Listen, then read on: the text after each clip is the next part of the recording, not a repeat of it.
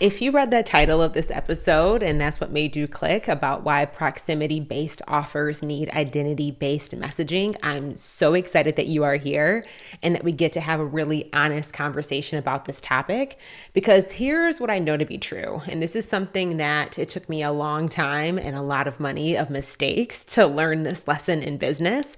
And this might sting just a little bit because listen, your offer might be absolutely incredible. You know your stuff, you're delivering results, you're delivering on that promise.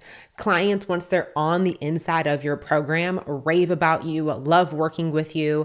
But if you are still marketing publicly, like you are selling a $100 or a $300 or $1,000 digital course, it is not going to land when you are trying to appeal to a more sophisticated buyer, when you are trying to sell a more premium, higher touch offer. And in today's episode, this is really for you. If you have recently shifted your business model, or if you are thinking about introducing a newer, higher ticket, higher touch offer within your business offer, because when you're selling private one-on-one coaching, higher end done for you delivery, a high level mastermind, VIP days, a curated group coaching experience, how prospects approach making that buying decision is very different than when they are reading a sales page to make more of an impulse purchase for a product that really has a much lower barrier to entry. There's no applications, there's no sales call. It's just whether or not they can afford to pay and whether or not the price point that you're asking, usually a couple $100, matches the promise and the tangibility of whatever it is that you're going to be teaching that's outlined on the sales page. But if you've made this shift and you are still marketing like that, but you're noticing having a difficult time converting these higher end clients, usually it is because your messaging has not caught up to the changes that you've made in your model. You're probably still educating, you're still teaching, and you're still trying to prove your expertise.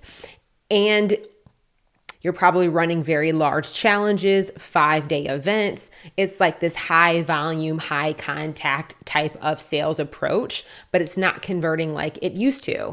And today we're going to be talking about why proximity-based offers need a different kind of messaging, because when people are buying access to you, your intellectual property, your perspective, your presence, proximity to you, proximity to the individuals that you've curated in this space, they're not just investing in a result alone. Yes, getting results is important, but they're also investing in who you are and how you lead and what influences the lens at which you're going to be guiding them to get to that definition of success. And that means that the messaging that you put publicly needs to reflect you. Not only your intellect and your method, but your identity, your values, your image needs to be congruent. The lifestyle that you're living, there needs to be harmony amongst that. So if your content has been falling flat or overly strategic, way too educational, how to influencer type based, or like it's missing that heart, that soul, that connection, even though it's technically correct, this episode is going to help you see why and what to do about it. So let's get all the way in. Now, when I first really started to get a good understanding of what this concept was and why proximity-based offers needed a different approach than traditional digital courses, this was probably back in like 2019. I was at a critical inflection point in my own business. I had made about $350,000 in revenue. I was selling my signature program at the time. It was called Services That Sell. If you've been listening since that's been around, thank you.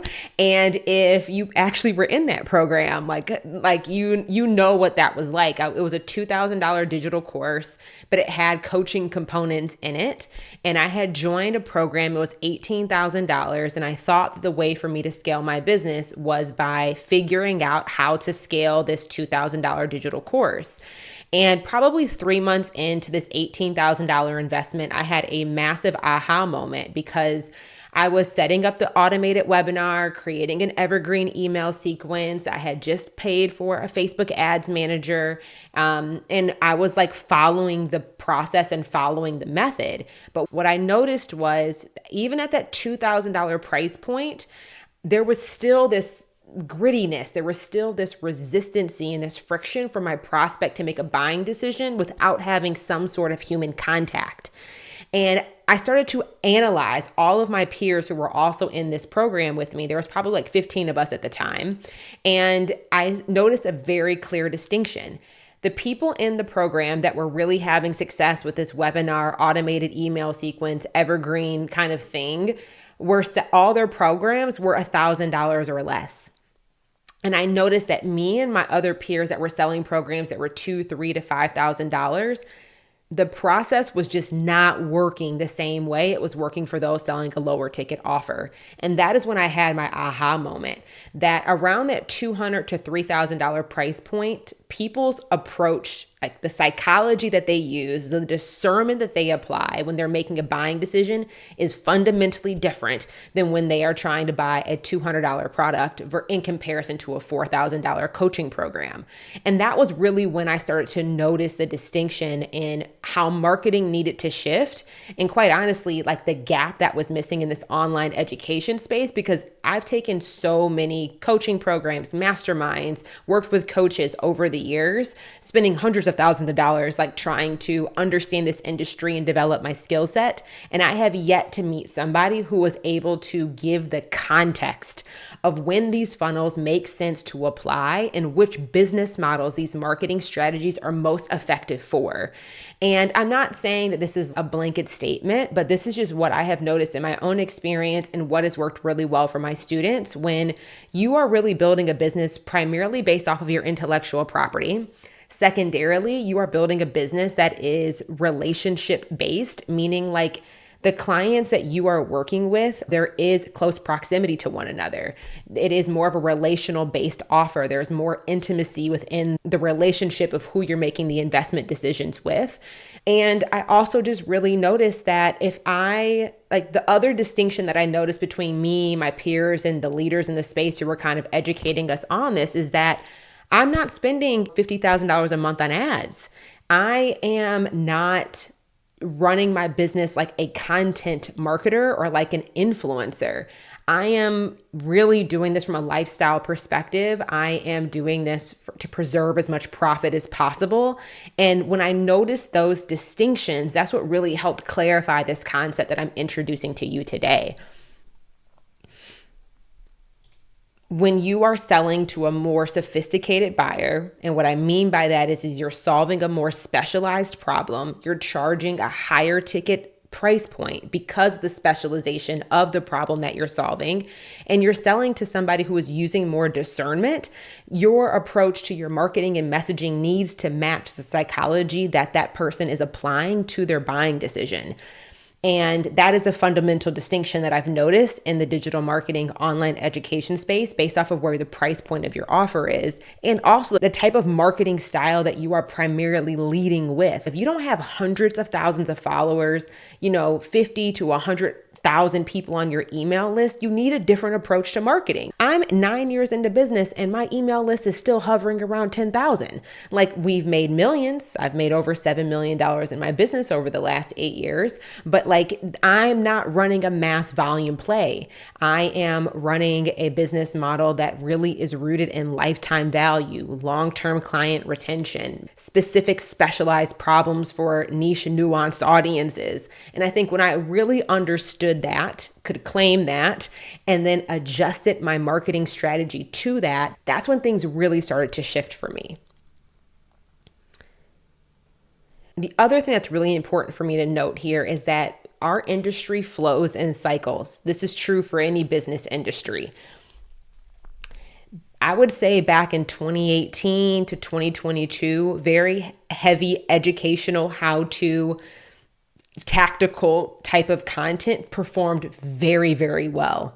What I'm noticing now between 2023, we're in 2025, I think this is going to be the case for the next few years, is that educational content alone is not enough to establish credibility, trust, and move a higher ticket type of client to make a buying decision. Yes, it's part of the equation, but it can't be the only thing that you focus on when it comes to your marketing content. And Part of the reason why I think that this shift is happening is because there is a rise of artificial intelligence. All of us have access to ChatGPT now. We can pretty much ask anything and get a reasonable response. I think because of that, there is a level of human connection that buyers, especially more discerning buyers, more sophisticated buyers, more buyers who are looking to solve more complex problems, they are looking for a greater level of connection, not just your intellect alone to make that buying decision. And whenever I'm trying to explain this concept, I always like to look at my own buyer behavior pattern as a gut check, and I recommend that you do the same. I want you to think about the last time that you made a purchase that was less than $100 on an online education, some sort of skill set development thing. And I want you to think the last time that you were considering or made an investment in something that was maybe $5,000, $10,000, $20,000. And I want you to pay attention. What was the difference in how you made that buying decision? What were the questions that you privately considered? What were the thoughts that you privately had? What were the touch points that you made sure to make with the creator and before you felt comfortable making the buying decision? And I want you to think about your own lens, your own level of discernment, and how that is distinctly different dependent on the price point of the offer, the sophistication of the problem that that offer is solving, and the specificity at which it is addressing through the problem that it solves. And I want you to understand, if you're going through that level of differentiation when making those types of buying decisions, so are your prospects. And I just think it's really important that when you are selling more, again, that proximity-based offer, you need to lead with more identity-based messaging. Because when I made the shift after coming back from my sabbatical, and my business has always been rooted in higher ticket offers, but even making the shift from primarily selling a curriculum-based offer that sold a very specific promise that taught a very particular process and methodology to now primarily selling private one-on-one coaching, 6-month relationships. Clients can either pay a flat rate fee or clients can do a revenue share model. It is a very different dynamic.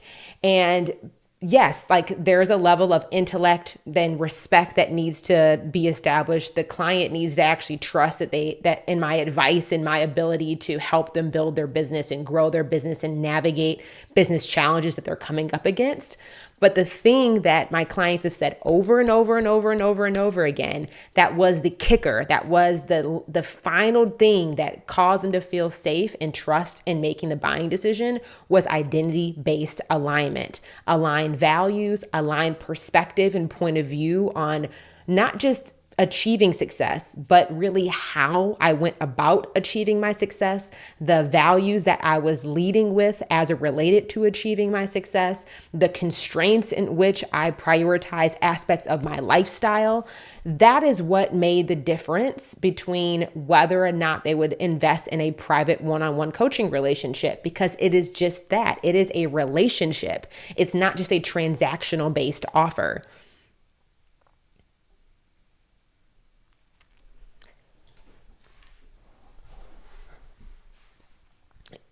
And the thing that I want to note is that you are probably already doing a lot of identity-based connection and trust building privately.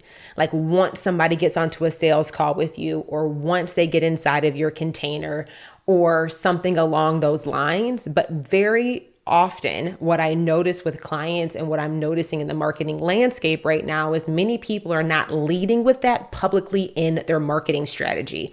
They're doing it privately, naturally. But when they start thinking about I think many people hide from doing this in their public marketing because it feels too vulnerable. It feels so left field from what the large voices in our industry are saying, because many of us follow content creators, many of us follow influencers, many of us follow the big online education folks who are in our space, who are still running their marketing towards lower impulse-based purchases as their primary mechanism for their business model. And when we start comparing and primarily learning from that point of view, of course, it's natural. We're going to adopt that and try to mimic that. But I really want us to use some more discernment is if you are leading a proximity-based business model, if you are selling, you're only working with 10, 20, 30 clients in a year, your marketing strategy absolutely needs to look differently than the person that's selling 3,000 spots into their digital course, because it's fundamentally a different game that you are playing. And that means your strategy needs to also change and shift. The other thing I really struggled with when shifting my messaging to more of an identity-based approach versus leading with like the how-to educational intellect was that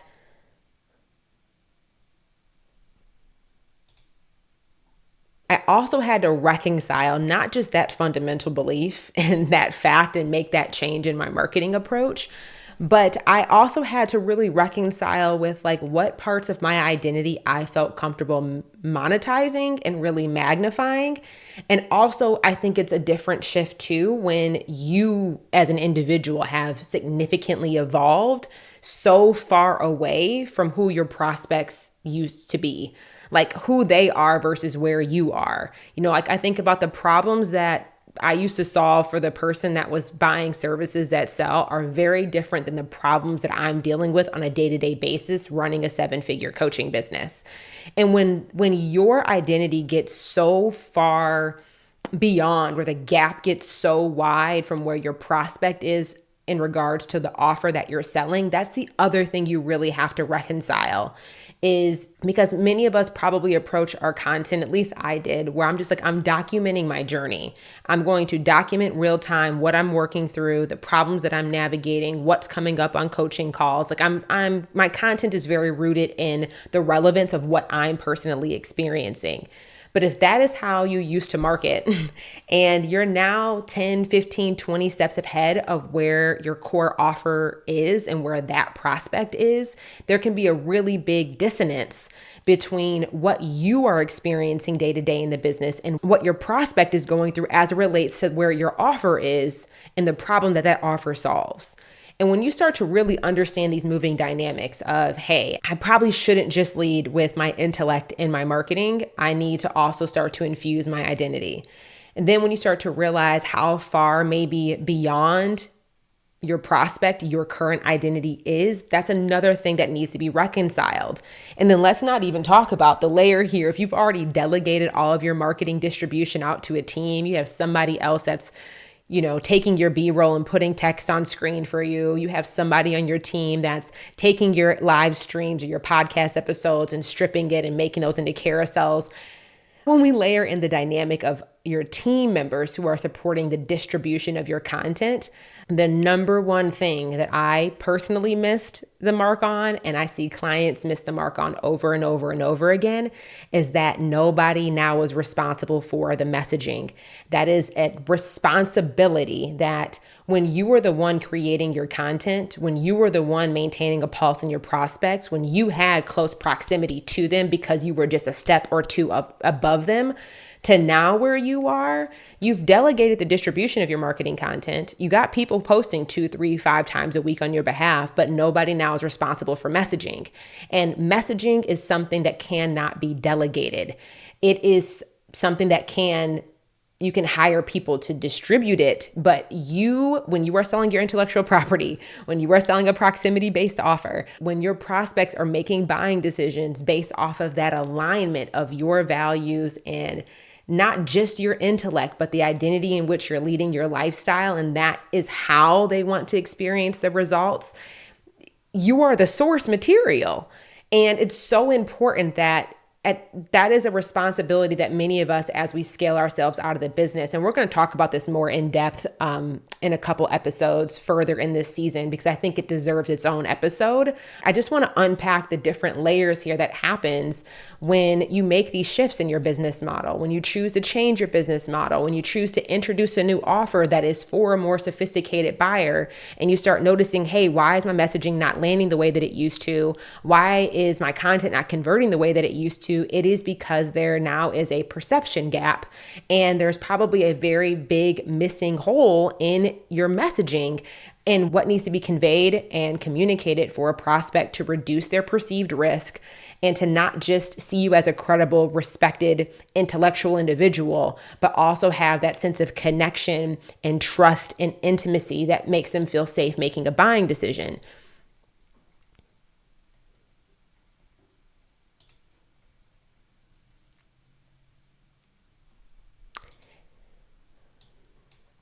And really, when you can make this shift in your messaging to highlight the things that you're probably already doing and discussing privately and bringing that publicly, or if you're somebody that has a really strong referral base and many of your clients come or discover you by way of somebody referring you, I want you to think about that transference of trust that is happening again in a private room, in a private conversation.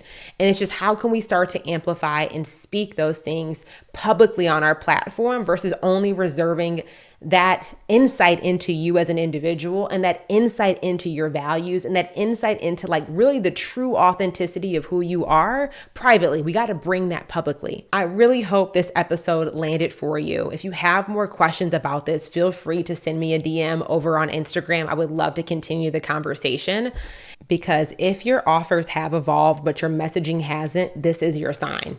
You don't need to burn it all down.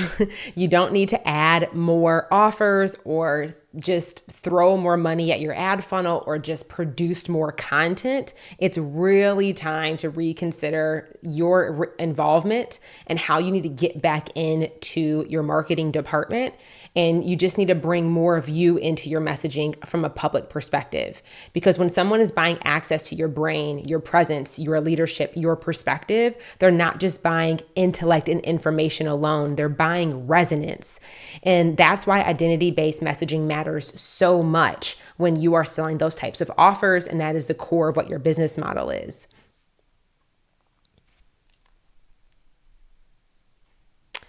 I really hope this episode landed for you. I hope that we can continue the conversation. If you are not already subscribed on Apple iTunes or Spotify or wherever you listen, make sure to do that. If you enjoyed this episode, leave a review, okay? I read them, I appreciate them, and it helps so much to get other listeners to find this podcast. So it would mean the world to me for you to do that. And if this messaging topic is something that you want to go deeper in, I have an invitation for you in the show notes. So make sure to check that out. I'm creating a new course all about messaging. It's going to be called Market Like a CEO. So you can get all the details on that in the show notes as well. And in the next episode, we're going to be talking all about what happens when you step out of your content too far and your conversions start to tank, and what happens when you really start to delegate to the point where now it's causing harm in your sales and your cash flow. And spoiler alert, it's not a team problem. It's not that you probably have the wrong people in the wrong seats, but it's probably a messaging issue. And I want to make sure that we understand that dynamic, especially if you are at a point where you have delegated your messaging, but your content isn't converting like you really wish it would. Make sure you tune into the next episode next week, because I'm going to be breaking that all the way down. So I will talk to you soon. Thank you so much for being here.